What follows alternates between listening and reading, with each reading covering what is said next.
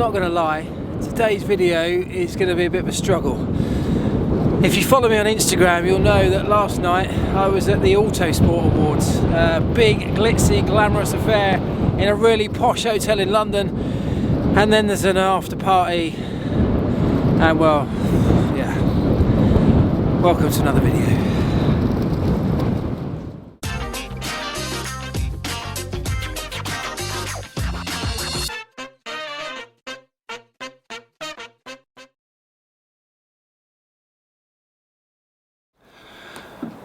Right, it is now nearly 4 o'clock in the afternoon, and it's taken until now for me to feel in a state where I might be able to face a camera properly again. I mean, you guys know that I love coffee, right? But there's just not enough coffee in this house to keep me going today. It's been a rough day, and it's not because I was that out of shape last night, it's mainly because I'm out of practice. Must be getting old. Anyway, let's crack on with some questions because we have got some good ones. I'm going to try and get my way through this without being sick or falling asleep. Wish me luck. Ricky Lazarus starts us off and he says, hi Elvis, love your videos, please keep up the great work, thank you. Once testing's complete in Abu Dhabi, what do the mechanics and truck drivers do between then and the first test of next season? So that's an interesting question, and that's one of the reasons actually it was so nice going to this event last night, is because it was like a post-season catch-up, or like, you know, it's like when all your mates get together in the school holidays, having not seen each other for a while. It's one of those moments where the entire Formula One, in fact the entire motorsport community comes together. And that's the point of things like that, is that the motorsport world is built on people. It's a community. And these people, you know, they're humans, they have lives, they have families, they have other interests outside of Formula One.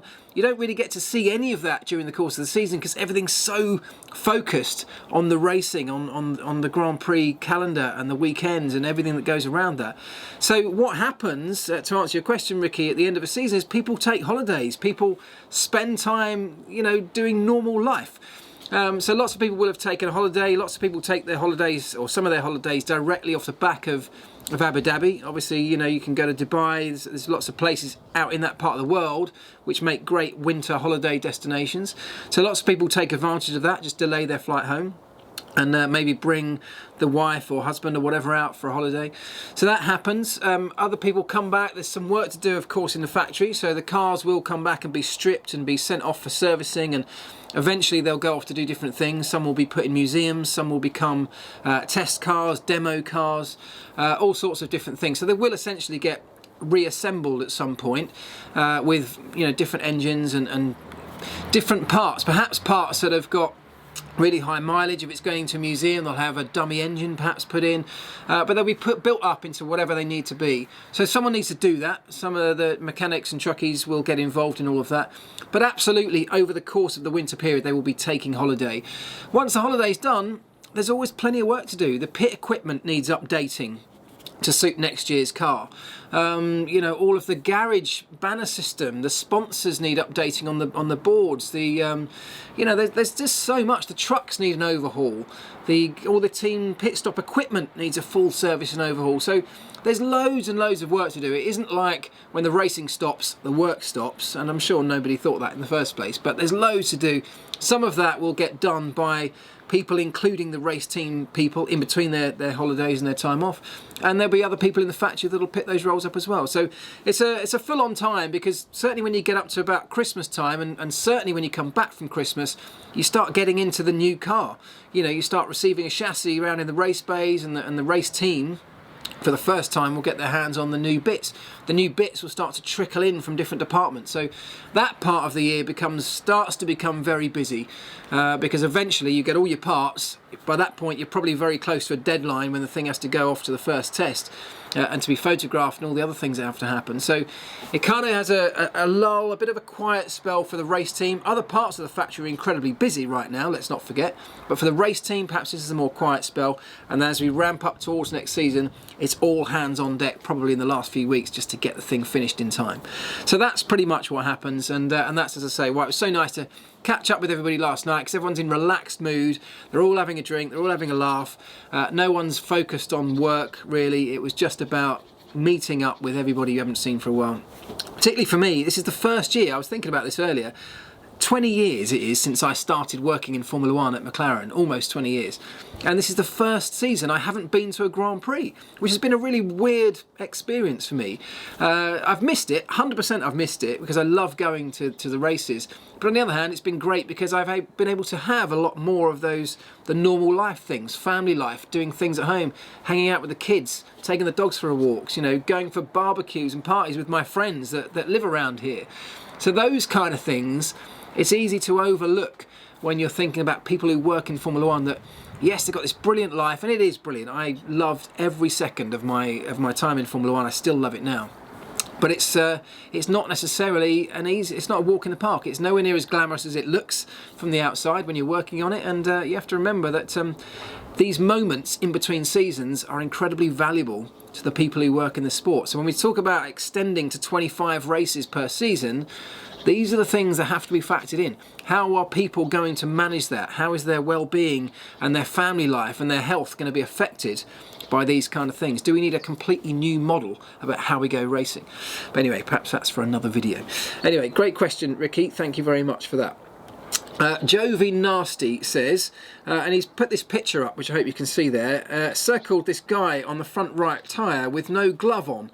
He says, we were wondering how hurt this guy's hand is. I'm guessing not much, since rubber at 100 degrees is a poor thermal conductor, but it's also very sticky in this case, so I'm not sure. Have you got any idea?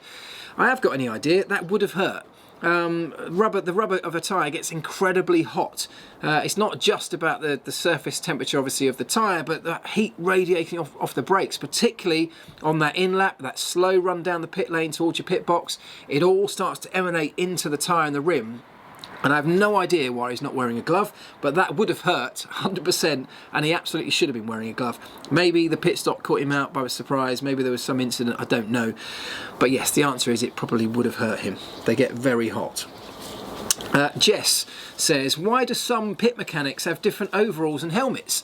Okay, so referring to the pit stop, this is, if you look around the pit crew, you'll often see one or two people with a different colour overall or different colour crash helmet.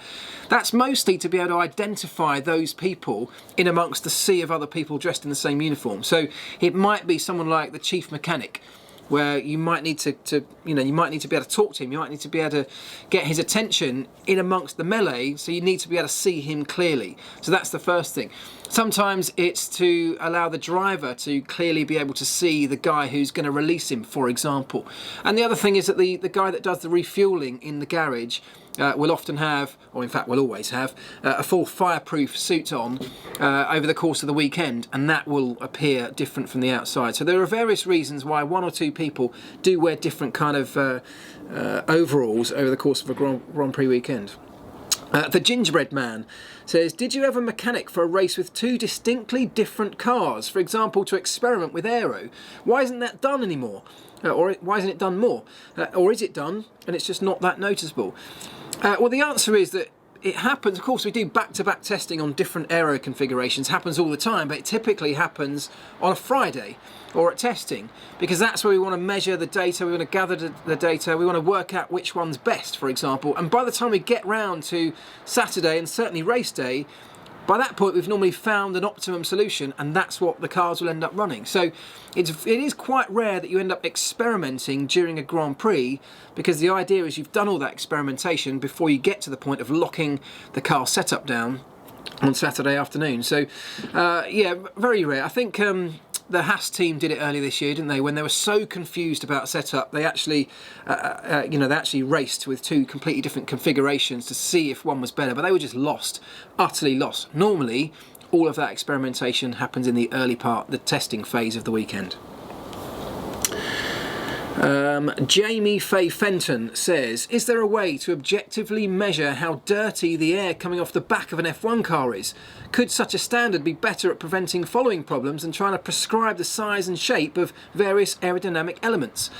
So a few people have mentioned this in the past. I absolutely know what you're getting at, Jamie. Should we be controlling the wake in terms of measuring that, rather than trying to prescribe how the bodywork should look?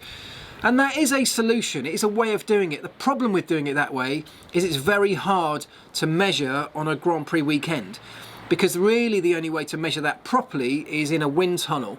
And yes, you can do it with some CFD, but that's slightly open to interpretation. That all depends on the data you input into the CFD program. So the answer is you can measure the dirty air, the wake off the back of the car, but not really it's not something the scrutineers could check on a race weekend. So that is far harder to police on a week-by-week basis than trying to prescribe the measurements, for example, the dimensions, the size, the shape of a front wing, let's say. Because that, of course, you can visually see it, you can measure it, you can check it on a Grand Prix weekend. You can say, yeah, that's within the regulations, or it's not. James Buckingham. Hey Mark, now the season's over, do you think the 2019 regulations with respect to front wings, etc., have worked? Okay, interesting point, and I would like to know what you think on this, because I think that the point about the 2019 regulation changes with these simplified front wings, and the idea, of course, behind it was to try and improve following, or allow cars to follow more closely with a view to sort of aiding overtaking opportunities. Has it made a difference? It's maybe, if you speak to the drivers, they say it's made a very small difference. Some of them actually say it's probably made no difference at all.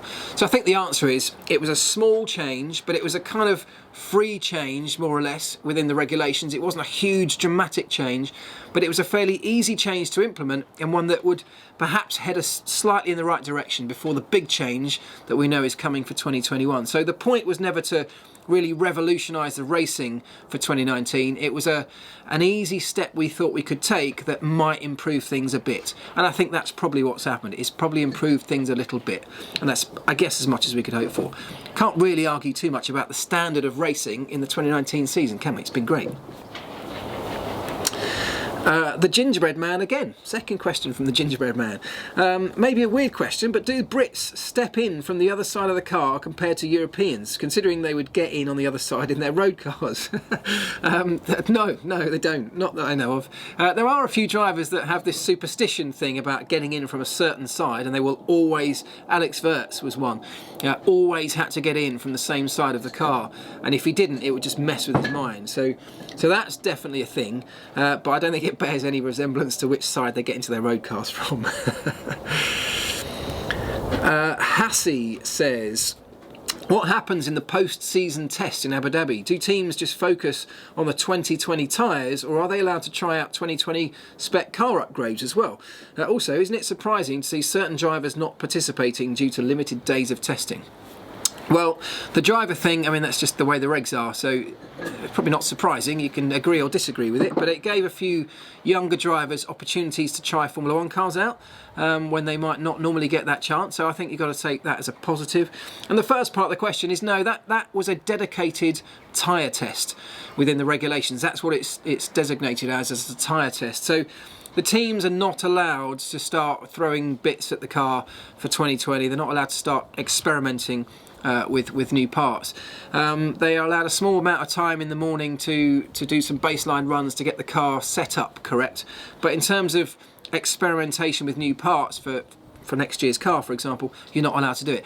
That's not to say that you couldn't try out certain processes, certain perhaps bits of software, that kind of thing. There are some elements around it. There might be sensors that you could have put on for the Abu Dhabi weekend that you would have left on for the test that may be there for a view towards 2020. So there might be some small things you might be able to get away with trying out and getting mileage on, but the reality is it's all about testing tyres. Those cars are there at the behest of Pirelli to have the opportunity to compare various tyres. In this case, we saw 2020 tyre options being compared to 2019 options. So that was the purpose of the test.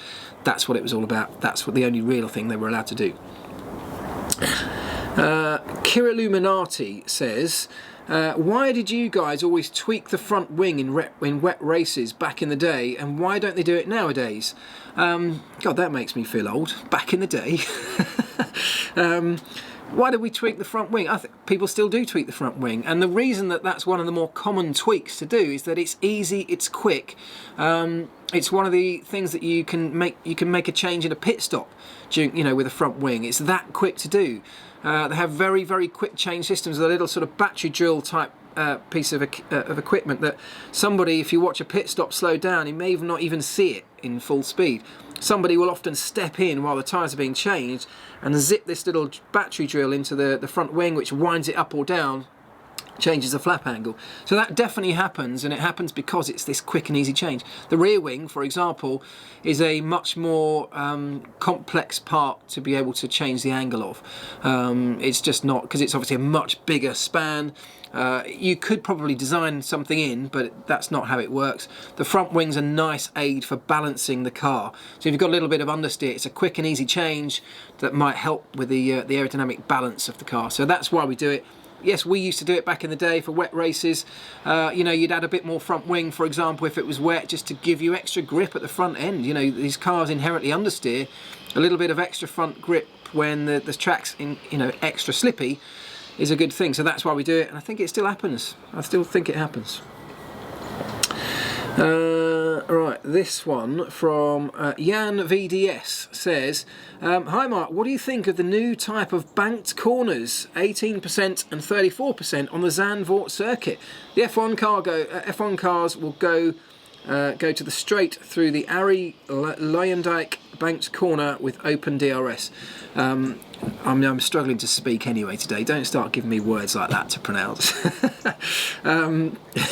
So yeah, I actually really like the Zandvoort circuit. Some of you may have seen a video I did from the circuit last year where I went and spoke to the organisers. This was ahead of the decision being made. I actually got some laps around the track as well.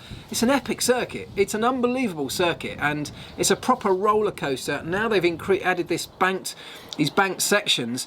The idea, particularly around the last corner, heading onto the start-finish straight, is that we'll be able to get onto that start-finish straight, which is not that long, at increased speed, and perhaps blast through there with DRS to aid overtaking. It's a circuit that is going to be tricky for overtaking, just mainly because it's so narrow, and that's just a feature of the track. So that is one of the downsides of Zandvoort. On a qualifying lap, it's going to be epic, but I like the fact they've made these changes, and I think there's a simulation that you may have seen doing the rounds on the internet. It's a pretty spectacular lap. I mean, yes, it's going to really stand out in qualifying. I hope we can manage to have some great racing around there, because it's a great circuit, it's a great location. We all know the atmosphere is going to be unbelievable with the sea of orange that's going to be around there. So it's an event that I'm really, really looking forward to. If you're in Europe and you're looking for a race to go to next year, I would say to be at the circuit for that one next year is a really big one to get to if you can. It's going to be an awesome spectacle. Andrew Molyneux says, sorry if you've covered this before, but what's the advantage of having your garage at one end of the pit lane or the other? So they do, if you don't know, they put the garages in the Grand Prix pit lane in order of championship. So the previous year's champions will be at one end, the guys that came last in the championship will be at the other end. There are certain advantages. Normally, the championship winning team gets a little bit more space, so the garages at that end have a little bit more space for storing things. So that's the first advantage. Secondly, they're right next to the FIA garage, and that is a bit of advantage because that's a garage that you're in and out of all the time. You're putting your car on the FIA scales all the time. If you're next door, it's a lot easier than having to drag your car up and down from right at the far end of the pit lane, so that's another advantage. And then of course, when it comes to pit stops, you've got the advantage, and this I guess applies to both ends, but being on the end gives you the advantage of a straight run, a clean run into your pit box without having to negotiate round the previous team, or if at the other end of course you get the clean run out. So there are certain advantages to being on the end, and I guess that's why they do it that way. Bruno Imbrizi says, do race engineers have onboard feeds? How do they know when to talk to drivers and when to be quiet to avoid distractions? Yes, they do have access to onboard feeds, just like TV viewers do. If you're using a digital TV feed, you can access any of the onboard, so they have all of that available to them. But also they have their own GPS system which shows exactly in real time, accurately, where their car is around the circuit, where other cars are around the circuit as well. That's all on their display on the monitor. So they know exactly where he is at any given second around the racetrack. So that's how they're able to choose their moments when to talk to them. Some engineers still get it wrong, and there are obviously sometimes when you have to get the information to the driver now and you can't wait for the optimum moment. But they will always try and do it on a straight wherever possible, so that they've got a little bit of time to process that information and they're not in the middle of some battle with somebody or tipping through the apex on the absolute limit. Right, I think this is the last one. Evelines I'm glad it's the last one. Jarno Everleens. Hi Mark, I think the videos are super cool. Thank you very much, Jarno. How do teams deal with new circuits? For example, next year Zandvoort's going to be on the calendar. Teams have no data from this. To what extent can teams use the simulator in this case? So that's a great question. Yeah, we've got a couple of new circuits, haven't we? And what happens in that situation, because this is actually very similar to Formula E, for example, that goes to new circuits every year, that are being constructed in city centres. You don't necessarily have previous data from them, or the circuit may have changed from the last time you went there. So what happens in the case of something like Zandvoort or Hanoi, of course, in Vietnam, is at some point when the circuit is finished, I mean already they will have a circuit map. So that comes from the circuit designers. As soon as the design is locked in, and signed off by the FIA, they will be able to get access to the map, so they'll know the layout. And then as soon as the circuit's constructed or finished being constructed, they will have the opportunity to scan the racetrack. And when I say that, I mean go around the racetrack and digitally scan the track. Now there are companies that do this.